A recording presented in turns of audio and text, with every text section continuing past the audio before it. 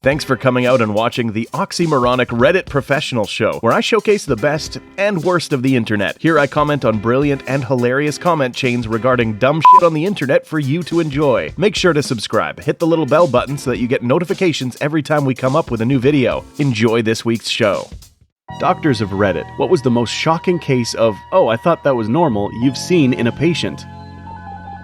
MD here had a patient come in for a cast removal literally years after it had been put on. She had just decided it wasn't worth taking off. Her leg skin was literally growing over the top of the cast and then down it. Once we finally cut the cast off, she was surprised to find that she had no skin underneath, but the dead tissue over her muscles and bones was being cleaned by about 300 maggots. I knew by the smell that something under there wasn't right, but wasn't expecting that. Patient seemed completely fine with it. Whatever. Edit, I've got tons more of these stories. That was just the first one that came to mind. Wait, growing over the cast? How does that even happen? Would skin start to grow over, say, a rubber band I left on around my leg for a few years? I imagine so. Look at the animals that get abandoned and have collars or wires wrapped around their necks. Their skin begins to grow over it, or it becomes infused with their bodies.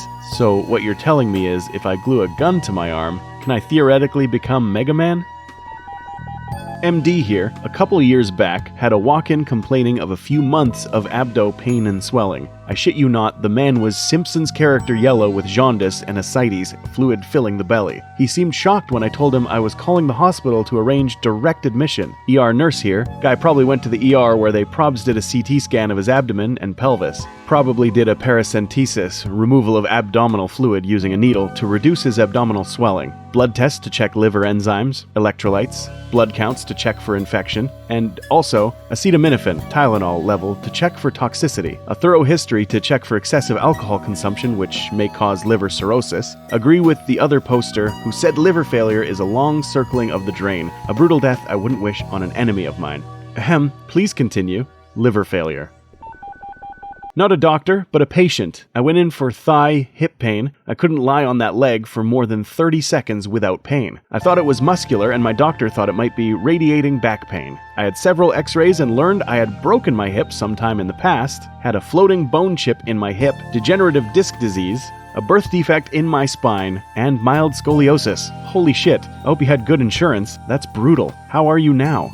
Luckily, I did and still do. I'm doing well, just some painful days and some not. I avoid putting strain on my back, had 2 rounds of physical therapy, and have a routine for when my back hurts. Ice packs and Advil help when I rest. Scoliosis is actually pretty common, especially as mild as mine. At least it wasn't bonitis. When I was a med student, we visited a clinic in the country where I studied.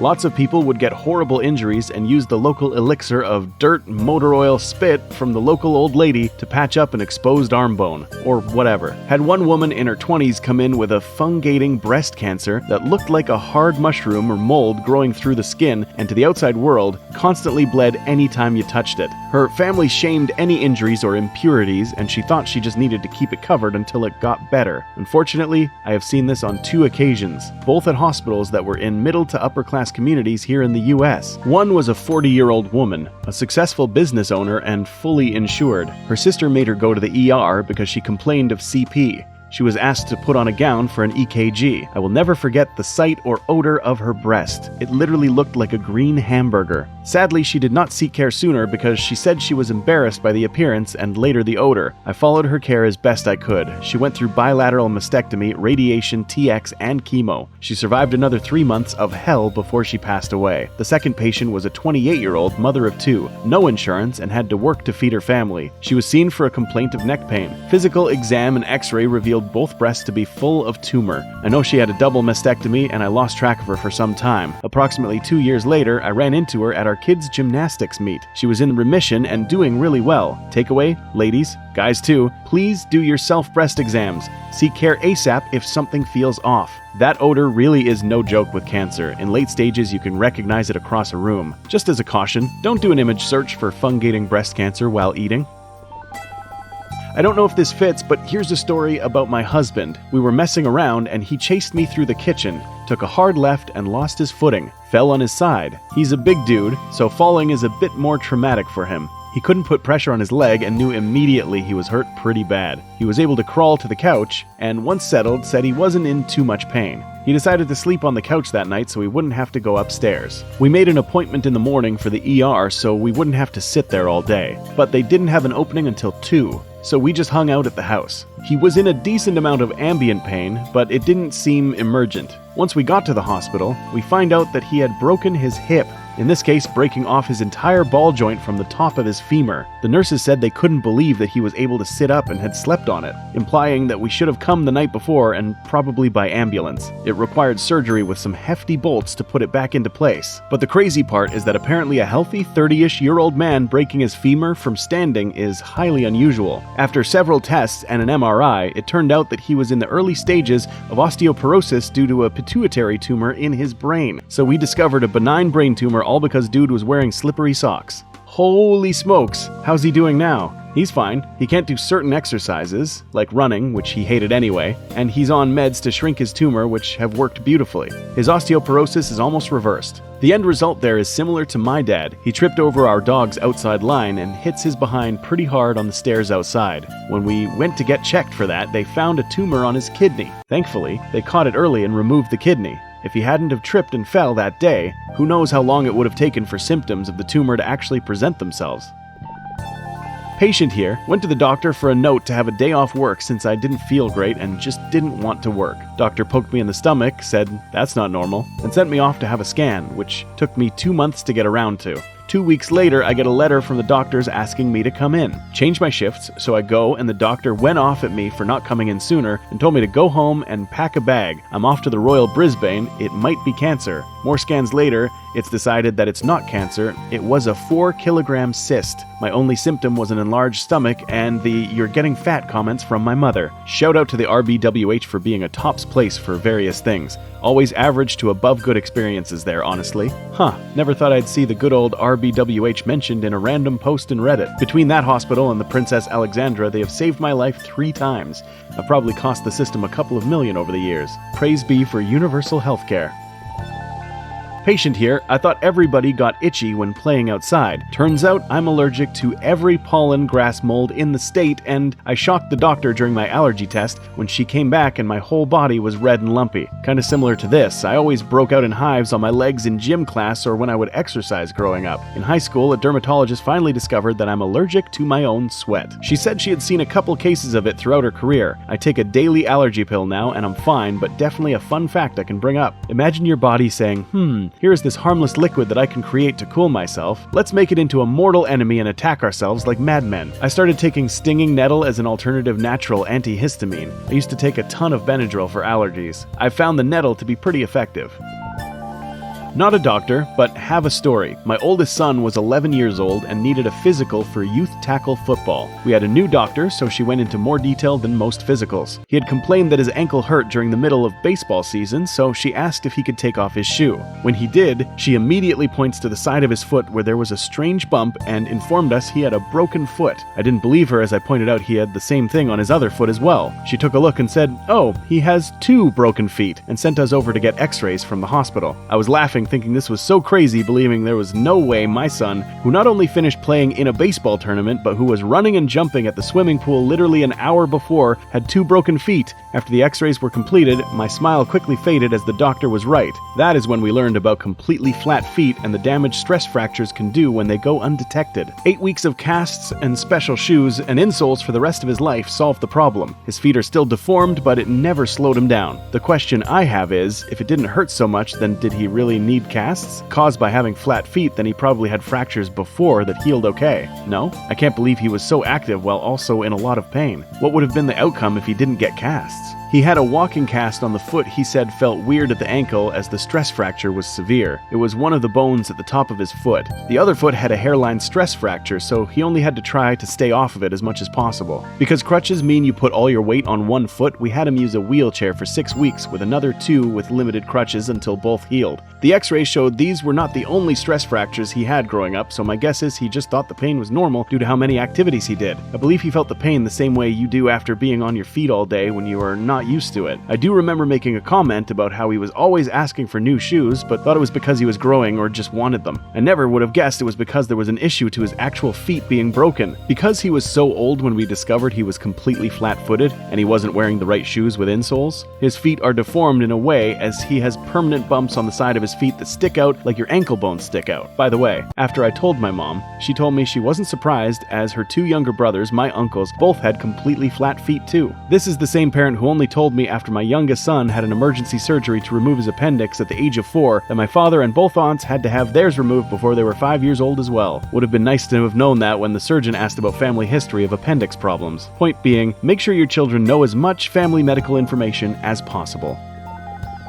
I was the patient, got a new OBGYN, my fourth due to moving several times, and went for a checkup. Braced myself for the horrible pain and winced as soon as the speculum touched me. She immediately stopped, and as it turns out, extreme vaginal or vulvar pain isn't normal. But I just had 3 OBGYNs who apparently didn't give a fuck that I nearly cried in pain every time I was checked. Edit, because several people in comments have asked, my doctor called it vulvar vestibulitis and said it's called a bunch of different things, that the name gets changed every few years. I think the term most used now is vulvodynia. No known cause, maybe too many nerve endings in the area. Definitely bring it up to your doctor if you are experiencing this. From what I know now, some discomfort is normal, but the knife-like pain is not. I'm doing somewhat better now thanks to some physical therapies and a lidocaine ointment I can apply beforehand. Also, if you think you may have this and need to find a new doctor, I recommend finding a woman. And the younger the better, as education seems to be improving. And talk to them before they touch you, and if they dismiss your concerns, find someone else. You don't need to worry about offending them. This is your body. Your health is more important than a doctor's feelings. If you have trouble speaking up for yourself, like I do, take a trusted person with you to help advocate for you. 3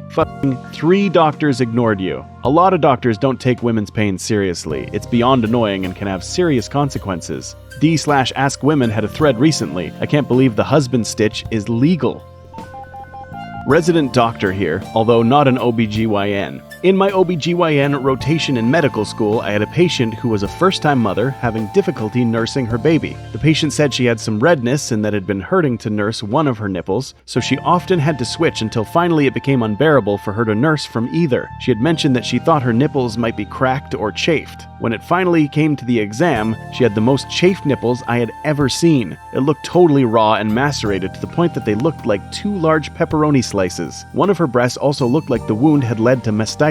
It definitely led to a new appreciation of how difficult breastfeeding can be on new mothers. Oh my fucking god, my vag just sew herself closed. Watched my wife suffer through the same type of pain after our first child was born has left a huge impact on me. No one told us that the nursing could be as bad as the birth itself. I love that woman. I remember panicking when there was blood in my firstborn spit up. Turns out it was from my nipples. The chafing causes scabs and they tore off every time he nursed. It was a rough few weeks.